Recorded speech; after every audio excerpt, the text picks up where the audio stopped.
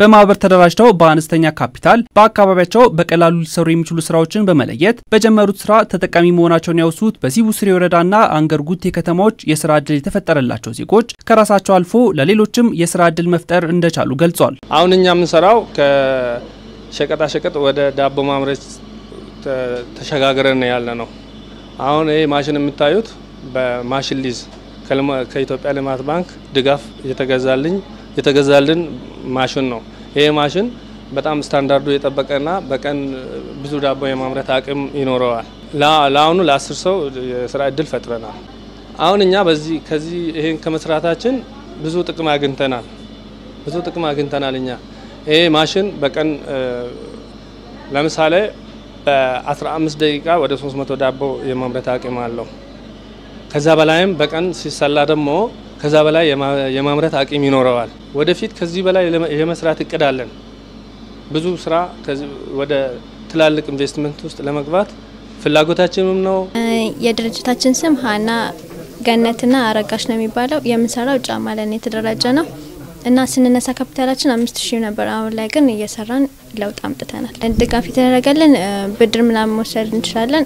ሌላ ደግሞ ለውጥ ያየንበት ነገር በትንሽ ካፒታል ተነስተን አሁን ላይ ግን ለውጥ አሳይተናል። ተደራጅተን በመሰራበት ጊዜ አንደኛ ጊዜያችን፣ ሁለተኛ ደግሞ ያለንን ካፒታል አንድ ላይ አምጥተን ስለምንሰራ ለውጥ ያሳያል። ማህበራችን ስም ኡስማን ኢብራሂም ሱሌማን ይባላል እና ክረምቱን ያው ሩዝ ዘርተን ከዛ ላይ ወደ 50 ኩንታል የሚሆን ሩዝ አግኝተናል። ከዛ ደግሞ ሩዙን ካነሳን በኋላ ይሄው ስንዴውን እንግዲህ ዘርተን የሰራን ነው የምንገኘው ማለት ነው። ስንዴው ላይ ዘሩም ማዳበሪያ ለምሳሌ ዳብም ዩሪያም መቅረብ ያለበት ነገር ቀርቦልን ያው እንግዲህ ለሙከራ ይሄንን ዘርተን ከርመናል ማለት ነው። በሲቡ ስሪ ወረዳና በአንገር ጉቴ ከተማዎች ከከፍተኛ ትምህርት ተቋማት የተመረቁ ወጣቶችን ጨምሮ ለ19836 ስራ አጦች የስራ ዕድል ፈጥረናል ያሉት የአንገር ጉቴ ከተማ ምክትል ከንቲባ አቶ ፈቀደ ደሪሳና የሲቡ ስሪ ወረዳ የስራ ዕድል ፈጠራ የንግድና ኢንቨስትመንት ጽሕፈት ቤት ኃላፊ አቶ ኢብሳ ድልነሳ በማህበር ለተደራጁ ዜጎች ብድርን ጨምሮ ሌሎች አስፈላጊ ቅድመ ሁኔታዎች እንደተሟሉ ተናግሯል። እንደ ወረዳችን በዘንድሮ በጀት ይር ለ962 ኢንተርፕራይዞች እና ለ8897 ሰዎች የስራ ዕድል ለመፍጠር እንደ እቅድ ተይዞ ነው ያለው። እስካሁን ግን 380 ኢንተርፕራይዝ እንዲሁም ደግሞ 7441 ሰው አደራጅተን በእጃችን ያሉት ለነሱ ደግሞ ያላደራጀናቸው ማህበራት ደግሞ የተለያዩ የብድር ሁኔታዎችን በማመቻቸት እንዲሁም ስልጠና እንዲያገኙ በማድረግ የተለያዩ ደግሞ ማሽን ሊዞችን እንዲያገኙ አድርገን በተለያዩ ስራዎች ላይ ወደ ስራ እንዲገቡ ያደረግንን ያለነው። ስፔሻሊ በኮንስትራክሽን ዘርፍ፣ በአገልግሎት ዘርፍ፣ በንግድ ዘርፍ እንዲደራጁ አድርገን በማኑፋክቸሪንግ ዘርፍ እንዲደራጁ አድርገን ወደ ስራ በማስገባት ላይ ነው ያለነው ማለት ነው። በዘንድሮ አመት ለወጣቶች ስራ እንፈጥራለን ብለን እቅድ ያዝነው 1125 ወጣቶች ወደ ስራ እናስገባለን ብለን አቅደናል። ከዛ በአሁኑ ሰዓት 1295 እየተደራጁና ከዛም ግማሾች ወደ ስራ እንደገቡ ግማሹን ደግሞ የተለያየ ፕሮሰስን እየጨረሱ መሆኑ በብድር ጋር ተያይዞ አንዳንዴ ሙሉ በሙሉ ብድር ሰጥተናል ሳይሆን እንግዲህ ብድር ላይ ብዙ ውጣ ውረድ ይኖረዋል ማለት ነው።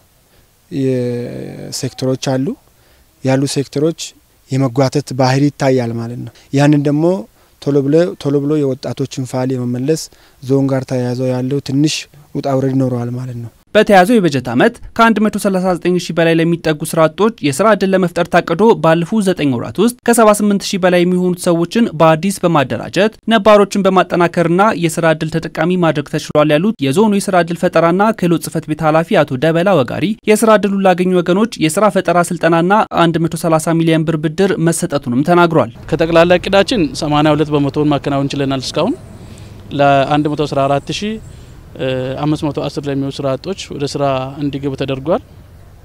ከዚህ አንፃር ስናይ ግን ቋሚ የስራ ዕድል የተፈጠረላቸው ወጣቶች ለምሳሌ ለ111650 ለሚሆኑ ወጣቶች ቋሚ የስራ ዕድል እንፈጥርላቸዋለን ብለን በእቅድ ይዘን እየተንቀሳቀስን እንገኛለን።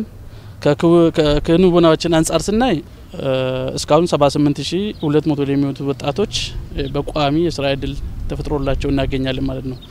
ለዚህ ደግሞ ምንድነው ምቹ ሁኔታ የተፈጠረላቸው ቢባል አንድ የፋይናንስ አቅርቦቱን ነው። የፋይናንስ አቅርቦቱን 286.8 ሚሊዮን በብድር እንዲቀርብላቸው ብለን በአመታዊ እቅዳችን አቅደን እየተንቀሳቀስን እንገኛለን። ከዚህ አንፃር እስካሁን ያከናወናቸው የፋይናንስ አቅርቦታችን ስናይ ውስንነት ቢኖረውም ግን 130 ሚሊዮን በብድር አቅርቦት ከስንቄ ባንክና ከሌሎች የፋይናንስ ዘርፎች ጋር በመሆን በአቅርቦት እንዲያገኙና በብድር እንዲያገኙ ተደርጎ ወደ ስራ ያስገባናቸው ሁኔታዎች ይገኛሉ። እንደ ምስራቅ ወለጋ ዞን ባለፈው በጀት ዓመት ከ139200 በላይ ለሚሆኑ ዜጎች የስራ ዕድል ለመፍጠር እየተሰራ ሲሆን የስራ ዘርፎችም በኮንስትራክሽን ዘርፍ፣ በአገልግሎት ዘርፍ፣ በግብርናና በንግድ ዘርፍ የተሰማሩ መሆናቸውን ከጽህፈት ቤቱ የተገኘው መረጃ ያመለክታል።